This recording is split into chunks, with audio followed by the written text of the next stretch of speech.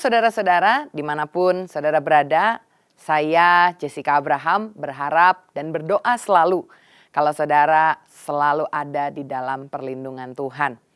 Hari ini kita akan sama-sama merenungkan firman Tuhan yang saya beri judul Doa Meneguhkan Iman.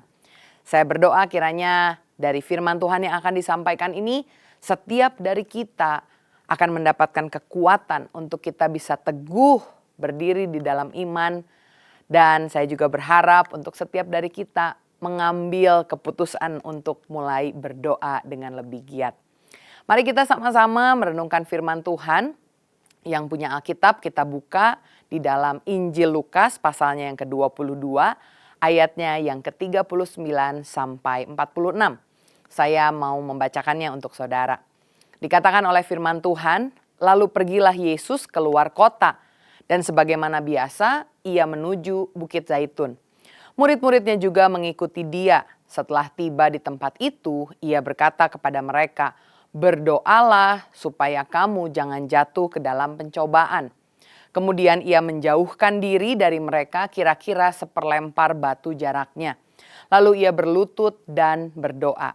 Katanya, "Ya Bapakku, jikalau engkau mau, ambillah cawan ini daripadaku.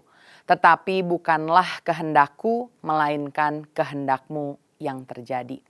Maka seorang malaikat dari langit menampakkan diri kepadanya untuk memberi kekuatan kepadanya. Ia sangat ketakutan dan makin bersungguh-sungguh berdoa. Peluhnya menjadi seperti titik-titik darah yang bertetesan ke tanah. Lalu ia bangkit dari doanya dan kembali kepada murid-muridnya. Tetapi ia mendapati mereka sedang tidur karena duka cita. Katanya kepada mereka, "Mengapa kamu tidur? Bangunlah dan berdoalah supaya kamu jangan jatuh ke dalam pencobaan." Amin. Bolehkah saya tanya kepada saudara, apa yang kita lakukan ketika kita terutama sedang ada dalam kesulitan? Saya ingat saya pernah nonton satu video, satu film judulnya The Matrix. Mungkin beberapa dari saudara pernah juga nonton film ini. Di dalam film ini dikisahkan ada seorang pahlawannya, juaranya namanya Neo. Dan si Neo ini punya kekuatan yang luar biasa di dalam dunia The Matrix. Tetapi ada satu waktu di mana si Neo ini diserbu, dikepung oleh begitu banyak orang sehingga dia kepepet. Dan seberapa hebatnya pun dia bisa pukul lawannya, dia bisa tendang lawannya, dia bisa memakai bela dirinya untuk membela dirinya dan melawan musuhnya. Tapi di kejadian di mana dia kepepet, dia hanya punya satu option, satu pilihan yang bisa membuat dia selamat, yaitu dia harus cari jalan keluar. Tapi karena dikepung dari segala arah, Neo hanya bisa cari jalan keluar kalau dia meminta tolong orang lain. Ada temannya, timnya dia yang memiliki satu teknologi canggih seperti satelit infrared. Dan mereka juga punya GPS untuk melacak si Neo ini ada di mana. Dan ketika Neo minta tolong, teman-temannya inilah yang akan berkata, "Oke, kamu nanti ke sebelah kanan, kamu lihat ada tembok, kelihatannya tembok padahal itu bukan, kamu tendang aja. Nanti dari sana ada lorong yang kamu bisa pergi dan kamu bisa kabur dari orang-orang yang mengejar kamu." Dari cerita sederhana ini mengingatkan saya tentang hubungan kita dengan Tuhan harusnya seperti itu. Bahkan bukan hanya di waktu-waktu kepepet seharusnya ya. Harusnya hubungan kita dengan Tuhan adalah seperti Neo dengan temannya itu yang punya teknologi infrared, yang bisa melihat peta, yang bisa lihat GPS. Dan doa itu seperti koneksi yang dibuat oleh Neo dengan temannya tersebut. Artinya kita sebagai manusia ketika kita menjalani hidup sehari-hari, kita tidak bisa mengandalkan diri kita sendiri. Walaupun kita merasa kita mampu, walaupun kita merasa kita bisa, kita hebat. Tapi kita harus sadar bahwa tanpa ada arahan Tuhan dalam hidup kita, kita tidak bisa melakukannya sendirian. Saya pernah dengar satu quote yang luar biasa, menusuk bahkan hati saya sendiri saudara. Dikatakan, "Prayerless is pride." Artinya, kalau kita tidak pernah berdoa, prayerless, nggak pernah doa, is pride, adalah kesombongan. Seringkali kita merasa, saya nggak sombong kok, saya rendah hati, saya nggak pernah membanggakan diri saya mau melakukan apapun tanpa ada orang memuji. Tapi ternyata dari quote ini saya diingatkan, kalau kita tidak berdoa, artinya kita sedang mengandalkan kekuatan sendiri.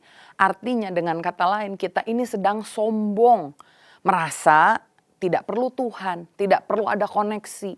Kita bisa mengerjakan semuanya sendirian.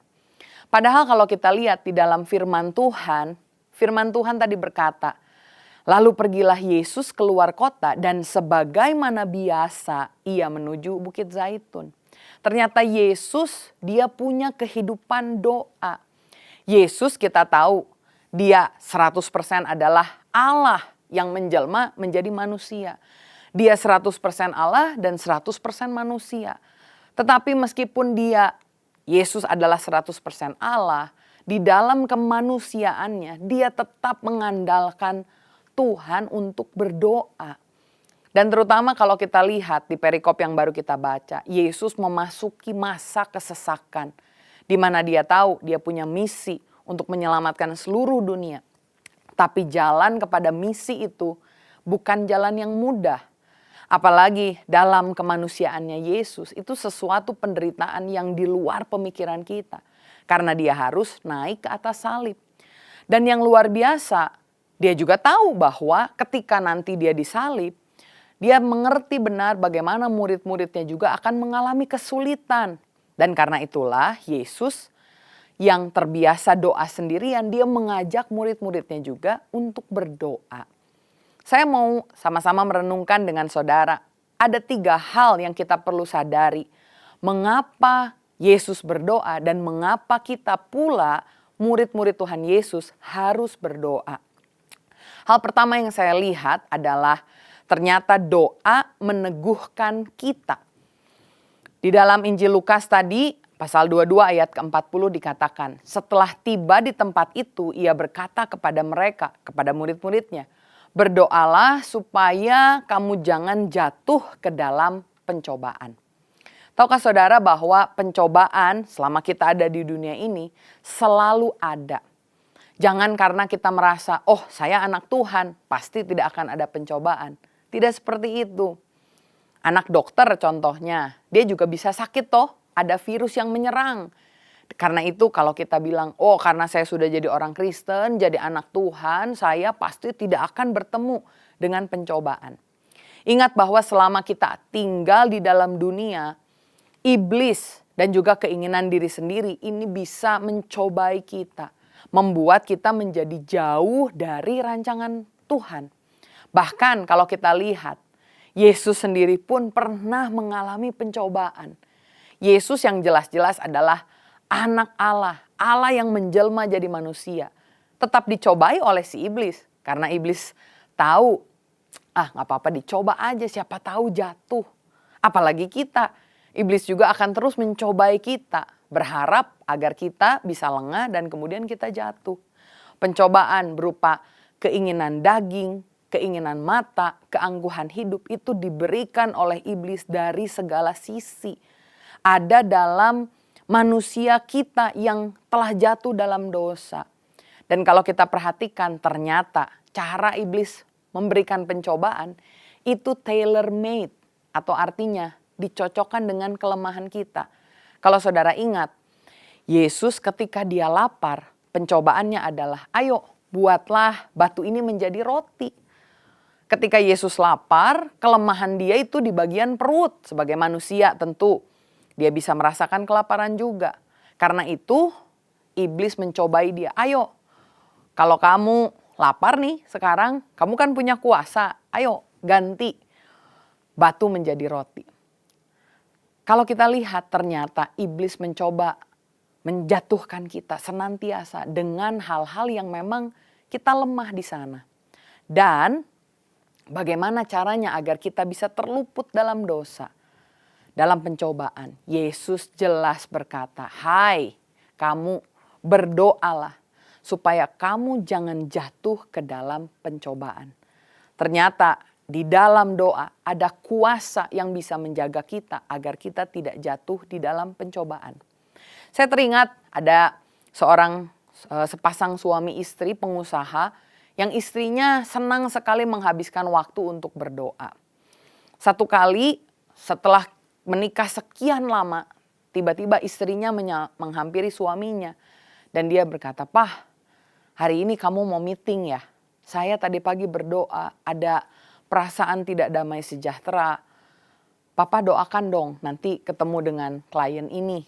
Lalu papahnya atau suaminya bilang, "Saya selama ini tidak pernah istri saya mencampuri keputusan-keputusan bisnis saya. Hanya kali pertama itu saja." Dan dia lakukan bukan karena dia mendengar desas-desus dari orang, mengenai kliennya seperti apa, tidak. Tetapi karena setelah selesai berdoa, dia merasa ada tidak damai sejahtera dalam hatinya. Lalu istrinya mengingatkan kembali suaminya bagaimana mereka merintis karir dengan baik, dengan bantuan Tuhan, bagaimana mereka menjaga nama baik, reputasi, mereka menghindari hal-hal yang buruk yang tidak sesuai dengan nilai-nilai kerajaan Allah di dalam bisnisnya. Dan istrinya mengingatkan bagaimana Tuhan memberkati mereka secara luar biasa. Dan istrinya bilang, "Pah, hati-hati ya kalau ada keputusan yang akan dibuat yang tidak sesuai dengan perintah Tuhan, lebih baik kita rugi uang daripada kita harus menghilangkan semua kehidupan kita atau mungkin hubungan kita atau hal-hal lain yang kita tidak tahu apa karena kita tidak mengikuti perintah Tuhan. Enggak apa-apa, lebih baik rugi uang." Dan benar saudara, siang itu suaminya pergi bertemu dengan klien yang kelihatannya on paper semuanya baik-baik saja. Walaupun ada 1-2 hal yang mengganjal karena memang ada beberapa praktis atau sistem yang tidak sesuai dengan apa yang Tuhan mau. Dan hari itu karena ketika suaminya mau tanda tangan, dia ingat istrinya memperingatkan di pagi hari karena doa. Suaminya mengambil keputusan untuk tidak menandatangani dulu pada hari itu. Dia kasih jarak sekitar 1 minggu. Dan saudara tahu dalam 1 minggu ini ternyata Tuhan membukakan hal-hal yang tidak benar. Yang membahayakan kalau sampai pengusaha itu menandatangani perjanjian tersebut. Ini bukan berbicara mengenai opportunity bisnis saudara. Tapi yang mau saya tekankan adalah ternyata orang yang berdoa mendapatkan arahan, tuntunan, peringatan Tuhan. Dan orang yang berdoa diteguhkan imannya. Sehingga dalam situasi yang sulit mau ambil keputusan yang mana, yang mungkin menguntungkan tetapi tidak menyenangkan Tuhan. Mana yang harus dipilih?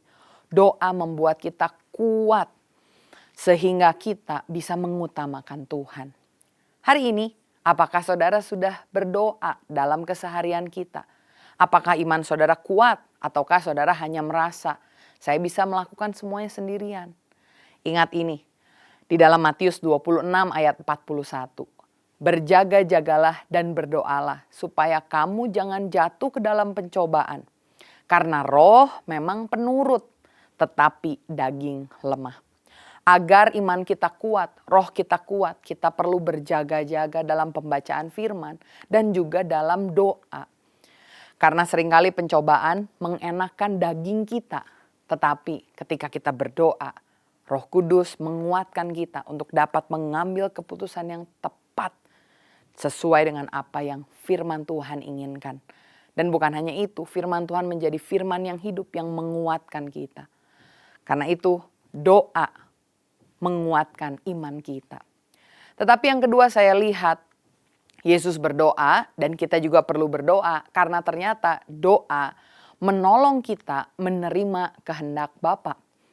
Lukas 22 ayat 42 tadi dikatakan, "Ya Bapakku, jikalau engkau mau, ambillah cawan ini daripadaku, tetapi bukan kehendakku, melainkan kehendakmu yang terjadi." Seringkali dalam kehidupan kita ada hal-hal yang kita inginkan, kita harapkan, namun di dalam keterbatasan kita, kita tahu yang menjadi penentu utama adalah kedaulatan Tuhan. Dan terkadang kehendak Tuhan itu tidak mengenakan buat kita. Atau kehendak Tuhan itu mungkin bertentangan dengan daging kita. Saya tidak mengatakan bahwa Yesus tidak mau naik ke atas salib, bukan. Dari awal, Yesus adalah Allah. Yesus, Bapa, Roh Kudus adalah satu. Karena itu Allah Tritunggal punya kehendak untuk menyelamatkan manusia melalui percaya kepada Tuhan Yesus. Karena kasih karunia, Yesus turun ke dunia dan ketika orang percaya dia diselamatkan. Tapi ketika kita melihat dari sisi manusianya Yesus, jelas naik ke atas salib itu tidak enak saudara. Karena itu Yesus bilang, kalau boleh cawan ini, penderitaan ini lalu daripadaku. Tapi bukan kehendakku tetapi kehendak Tuhan yang terjadi. Sekali lagi bukan bicara bahwa kehendak Yesus dan kehendak Bapa berbeda, tidak.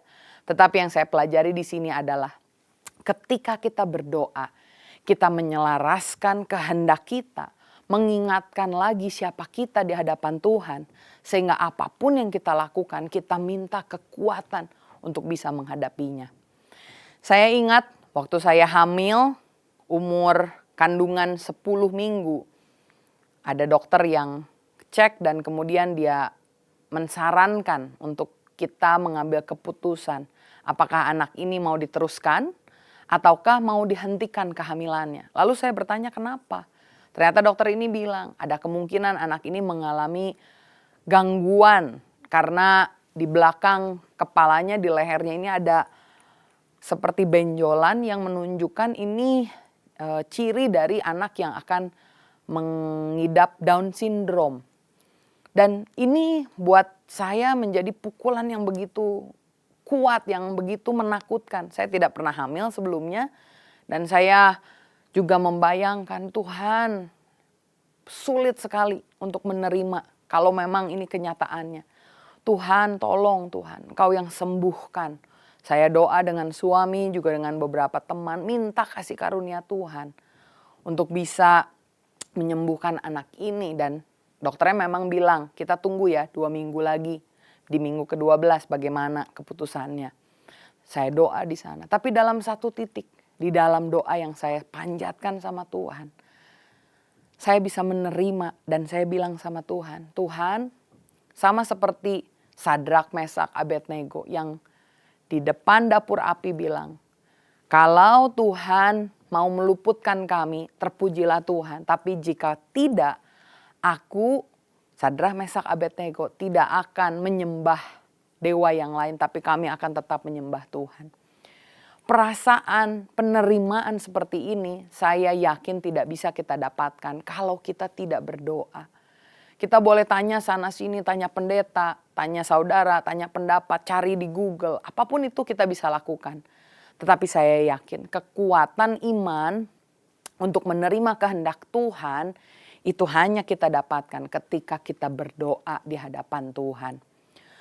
Saya bersyukur anak saya dilahirkan dengan normal, tidak ada hal yang mengganggu, tidak ada hal yang lain yang terjadi.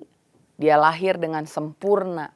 Tetapi yang saya ingat dan terus pelajari dan saya hidupi sampai hari ini, bahkan saya sharingkan kepada saudara adalah ketika di dalam keadaan yang terdesak dan kita bingung, kita melihat, kita maunya ini sih Tuhan, A.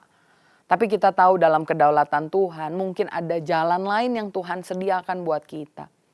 Dan dalam doa kita bisa berteriak sebagaimana Yesus berteriak. Ya Bapa, kalau boleh lewatkan cawan ini daripadaku. Tetapi dalam doa kita bisa mendapat kekuatan untuk berkata, bukan kehendakku, melainkan kehendak-Mu lah yang terjadi. Dan kita percaya kalau kehendak Tuhan yang terjadi dalam hidup kita, maka penyertaan Tuhan akan ada, kekuatan Tuhan akan ada, bahkan mujizat akan Tuhan nyatakan dalam kehidupan kita. Karena itu, terima kehendak Tuhan terjadi dalam hidup kita. Sama seperti kalau kita berdoa, doa Bapa kami. Bapa kami yang di surga, dikuduskanlah namamu. Datanglah kerajaanmu dan jadilah kehendakmu di bumi seperti di sorga. Itu doa kita. Hari ini saudara, apakah saudara punya satu hal atau dua hal yang saudara tahu? Ini keinginan daging saya. Tapi saya tahu kehendak Tuhan rasanya berbeda dengan apa yang saya mau.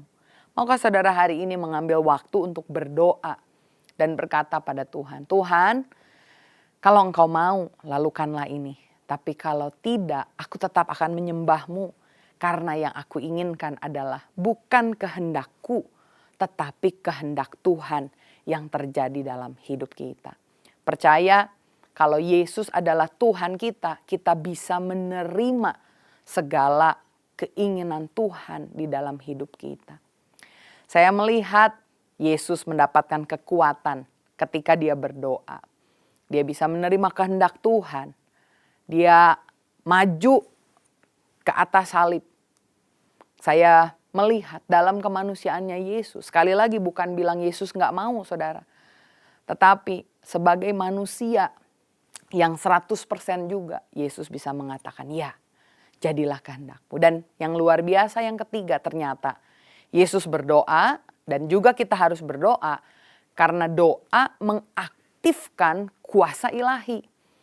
Lukas 22 ayat 43 berkata, maka seorang malaikat dari langit menampakkan diri kepadanya dan memberi kekuatan kepadanya. Wow, luar biasa. Ketika kita berdoa ternyata malaikat di sorga diturunkan untuk memberikan kita kekuatan. Luar biasa sekali. Bagaimana kita caranya bisa mengaktifkan kuasa supranatural? Satu-satunya kuncinya adalah kalau kita berdoa. Saya ingat ada kesaksian seorang yang hidupnya berantakan. Dia suka dugem, dia suka party. Dan dia cerita sebetulnya orang tuanya sering mendoakan dia, terutama mamahnya. Satu kali sehabis party dia tipsi, pusing ya, karena habis minum-minuman. Dia bawa kendaraan, dia bilang saya sih nggak ngantuk ya, saya nggak mabok. Tapi ketika dia bawa kendaraan dengan kecepatan kencang, tiba-tiba mobilnya itu menabrak pembatas tol dan berputar beberapa kali sampai ke tanah yang di sebelah palang itu. Luar biasa dia cerita, saya keluar dan begitu keluar tidak ada scratch sedikit pun. Di wajah tidak, di tangan tidak. Padahal itu mobilnya hancur. Dia bilang sampai kaca depan itu semuanya remuk, pecah. Tetapi tidak ada satupun scratch, tidak ada satupun goresan dari tubuhnya. Dan ketika dia cerita dia bilang, pada malam itu, saat itu sudah selesai dia harus telepon orang tuanya untuk bisa jemput dia. Tapi mamanya bilang, di malam itu mamanya udah tidur. Dia anaknya ada di luar kota tidak tahu sedang party, sedang dugem. Tapi di kota yang lain mamahnya terbangun dan mamahnya punya dorongan yang kuat untuk mendoakan anaknya. Jadi tanpa mengetahui apapun, mamahnya berdoa. Berdoa untuk keselamatan anak ini, meminta Tuhan agar anak ini bisa sungguh ikut Tuhan. Dan yang luar biasa, di jam yang sama kejadian itu terjadi. Dan secara ajaib, orang ini tidak ada luka sedikit pun, tidak ada goresan apapun, dilindungi Tuhan dengan luar biasa. Bukan berarti dia boleh lagi kemudian menggunakan, memanfaatkan kasih karunia Tuhan untuk party lagi, untuk dugem lagi. Percaya kalaupun kecelakaan akan selamat, bukan. Tetapi kita melihat ketika orang tuanya berdoa, di kota yang lain ada keselamatan, ada pertolongan dari Tuhan. Saya percaya kalau bukan Tuhan pasti udah gak ada ini orang. Tapi karena Tuhan yang menolong, luar biasa. Dahsyat sekali, dia bisa diselamatkan. Hari ini saya mau tanya sama saudara, apakah kita lebih sering mengandalkan kekuatan kita? Ataukah kita percaya saat kita mengangkat tangan, Tuhan yang turunkan tangannya? Artinya angkat tangan bukan menyerah. Angkat tangan artinya kita berdoa, bilang sama Tuhan, Tuhan saya sudah melakukan semuanya dengan yang terbaik. Tapi saya percaya, kalau Tuhan tidak menolong, saya tidak akan bisa. Karena itu kita angkat tangan, kita memuji Tuhan. Dan percaya Tuhan akan menurunkan tangannya, melakukan mujizat. Malaikat bisa dikirim bahkan untuk menolong kita. Saya teringat dengan ayat yang berkata, Yakobus 5 ayat 16b, doa orang yang benar bila dengan yakin didoakan sangat besar kuasanya. Kita orang yang menerima Tuhan Yesus adalah orang benar. Karena kita dibenarkan, kita bukan menjadi orang benar karena kita melakukan perbuatan baik, bukan. Kita adalah orang benar karena kita dibenarkan oleh darah Tuhan Yesus saat kita percaya. Dan firman ini bilang doa orang benar bila dengan yakin didoakan. Sangat besar kuasanya. Permasalahannya ada syaratnya. Syaratnya apa? Kalau dengan yakin didoakan.